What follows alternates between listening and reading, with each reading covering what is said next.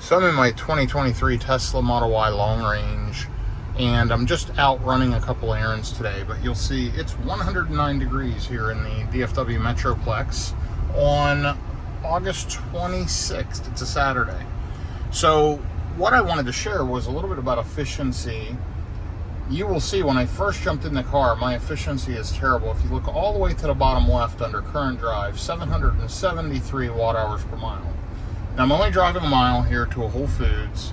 That's going to drop that watt hour per mile as I leave off of the accelerator, the throttle pedal, or I should say accelerator in an electric vehicle. And you'll see, all in all, I've driven 5 miles today just running errands, and I'm at 307 watt hours per mile, which may not sound that bad, but normally running around town here locally, I would get around 250 watt hours per mile. The lower the number, the better. 250 equates to about 4 miles a kilowatt hour, which is pretty darn good and pretty efficient. But with this extreme heat, the AC is set at 72. I'm not getting the level of efficiency I normally would out of the car. And that's something to keep in mind with electric vehicles.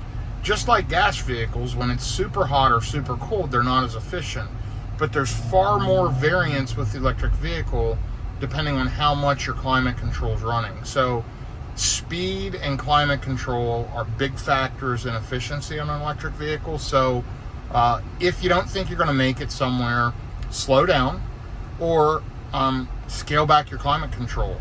Turn it off, turn the temperature up or down, use it less. Those two factors to me, other than the weight in the car and you know what all you have in there, are the single biggest things. I think that those two even factor more than weight on the efficiency of an electric vehicle. So keep that in mind if you're driving around an EV, or if you buy one and it says, hey, it has 300 miles of range, that's in perfect conditions.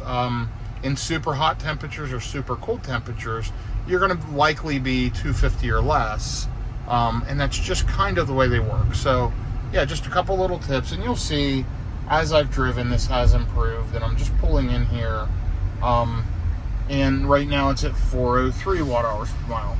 So we'll watch it for a second here as I get situated in a parking spot and just kind of see what it does for efficiency. I have a feeling it's going to end up right around that 403 mark. And you'll see overall in the lifetime of the car, almost 15,000 miles and 298 watt hours per mile. So definitely way off of my normal efficiency and not where it should be. So it's going to be interesting.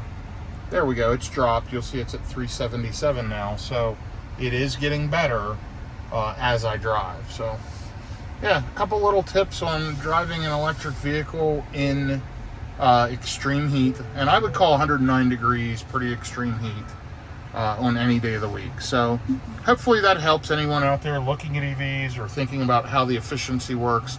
If you have any questions, please post and let me know. Have a good day, everyone.